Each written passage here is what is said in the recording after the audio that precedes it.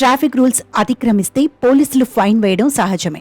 Wrong రూట్లో వెళ్లడం, signals jump చేయడం, డ్రంక్ అండ్ డ్రైవ్ లాంటి వాటిల్లో నిత్యం ఫైన్ వేస్తూనే ఉంటారు. కార్ల వంటి వాహనాల్లోనైతే సీట్ బెల్ట్ పెట్టుకోకపోయినా ఫైన్ వేస్తుంటారు. అలాంటి ఒక ఫైన్ ఓ డ్రైవర్కి పడింది. అయితే అతడు నడిపింది కారు కాదు. అసలు ఆ విషయానికి వస్తే ఆ వాహనానికి సీట్ బెల్టే ఉండదు, కానీ ఫైన్ పడింది.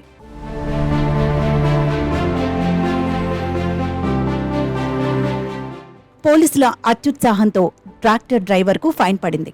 భద్రాద్రి కొత్తగూడెం జిల్లా పాల్వంచ రూరల్ పోలీసులు ట్రాక్టర్ డ్రైవర్కు సీట్ బెల్ట్ పెట్టుకోలేదని జరిమానా విధించారు. బూర్గంపాడు మండలం సోంపల్లిలోని కిన్నెరసాని వాగు నుండి మన ఇసుక మన వాహన పథకం ద్వారా ట్రాక్టర్లలో భద్రాచలం, పాల్వంచ, కొత్తగూడెం పట్టణాలకు ట్రాక్టర్ల ద్వారా నిత్యం వినియోగదారులకు ఇసుక తరలిస్తుంటారు.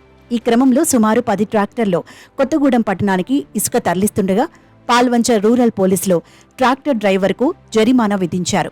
ట్రాక్టర్ యజమానులకు సాయంత్రం సమయానికి సెల్ ఫోన్కి జరిమానా మెసేజ్ వచ్చేసరికి వాహనదారులు షాక్ అయ్యారు. సీట్ బెల్ట్ పెట్టుకోనందున ఫైన్ వేశామన్న సందేశం చూసి కంగుతిన్నారు.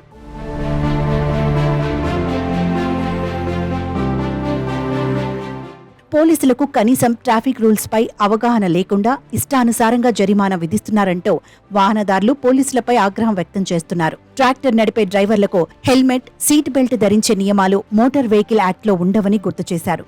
ట్రాక్టర్ డ్రైవర్లు ఎలా సీట్ బెల్ట్ పెట్టుకుంటారని ప్రశ్నిస్తున్నారు.